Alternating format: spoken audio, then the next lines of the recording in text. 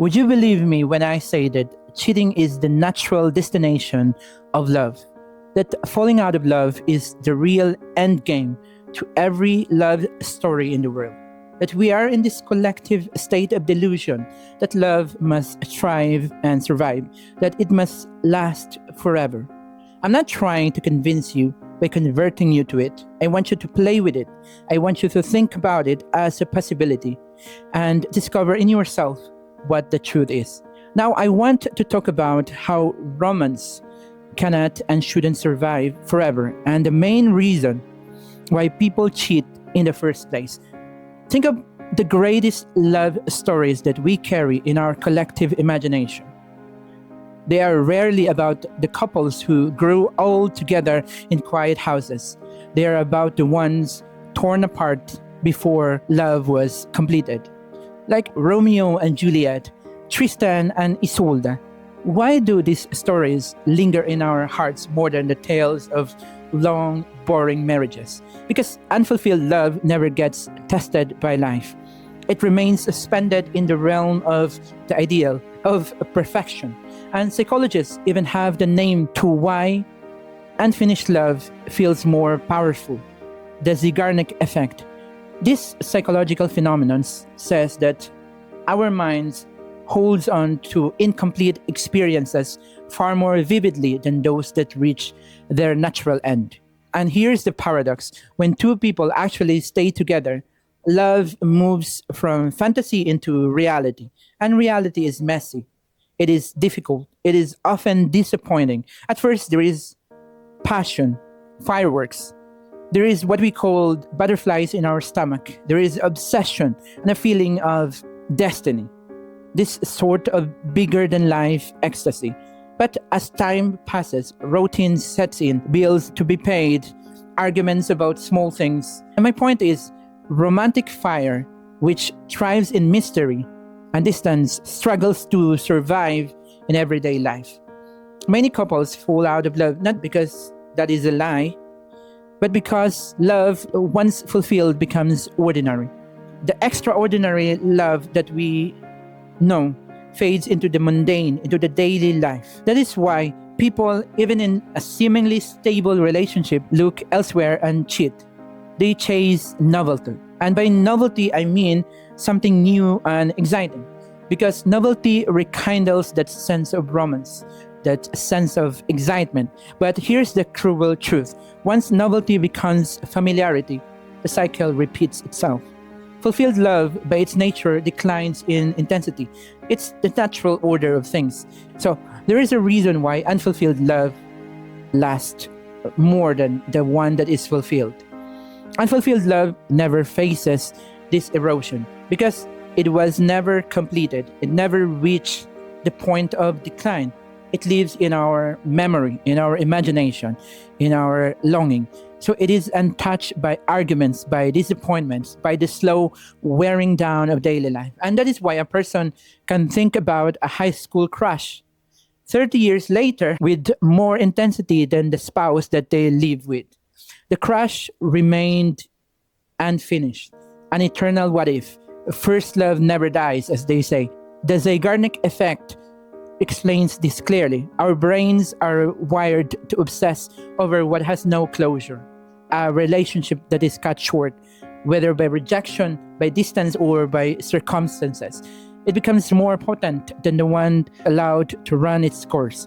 The unfulfilled remains vivid because it was denied the chance to become ordinary. What we often call romance thrives in distance, in impassibility, in longing. As they often say, absence makes the heart grow fonder. As true as that may feel like, it is a psychological trick played by our mind because the mind thrives with desire. It always does. The mind never lives in the present moment. It always looks elsewhere, in the future, in the past, in imaginations. The mind always wants something that we don't have. That is why it ignores the beauty of the person that is in front of us. Because you already have that person. So the mind tricks you to look at someone else, someone or something that is not yours, like your neighbor, like your colleague at work, an attractive person on Instagram, or any other person that is not in front of you. And when we get to that someone else, the cycle repeats itself. You can see the pattern, right? Mind is desiring itself. It is never contented. It is never present. But love, real love, thrives in proximity, in difficulty, in endurance. And the two are not the same. That is why unfulfilled love feels more romantic. It never has to grow into the demanding, ordinary life, the mundane, the monotonous stretches of time. So, but here is the real question. If fulfilled love loses its fire and unfulfilled love haunts us forever, then what are we going to do? Do we chase romance or do we chase something deeper? Why do so many people fall out of love? In the beginning, the chemistry feels electric. Two strangers colliding with the intensity of two nuclear bombs. But once that collision stabilizes into a relationship, reality steps in. We start noticing imperfections because we are not perfect. Nobody's perfect. We argue about responsibilities. Passion gives way to routine. The fire cools down. Some people panic at this stage. They assume that love is gone when, in fact, it has simply shifted. What they mourn is not the absence of love, it is the absence of romance. This is why many leave relationships, even good ones, in search of something new. They confuse romance with love. They crave the intoxication of the beginnings and the adrenaline of uncertainty, the thrill of the pursuit. But beginnings are not sustainable. They are temporary, like fireworks. Beautiful, yes, but they are destined to fade away. Fulfilled love matures into something quieter, companionship, patience, shared burdens. And because this is less intoxicating, many believe that they have lost something essential, when in truth, they have transitioned into something deeper. Meanwhile, the unfulfilled love stays forever alive. That person you almost had, the relationship that ended before it began, the one that slipped away by circumstances, those linger in our memory with unbearable intensity. Why? Because they never had the chance to fade. They never became ordinary. They never disappointed you. They exist only as a potential, frozen in time, perfect in our imagination, and untouched by the realities and difficulties of life. That is why some people spend decades thinking about the one that got away. The unfulfilled love did not compete with reality, so it lived only in imagination, where it could remain flawless, where it could remain perfect. Reality kills romance because reality demands imperfection. Soren Kierkegaard once wrote that the most painful state of being is remembering the future, particularly one that you can never have. That is the essence of unfulfilled. It is not just a memory, it is the ghost of a future that never happened, a marriage that never lived, children never born, conversations that never had. And because it exists only as a possibility, it becomes larger than life. So what are we going to do with this paradox? What are we going to do with this information? Should we keep chasing the highs of unfulfilled love, or should we abandon the reality for fantasy? No, the key is clarity. The key is living in the present moment with complete awareness, seeing the person in front of us with eyes that are fresh, absent of judgment, absent of familiarity.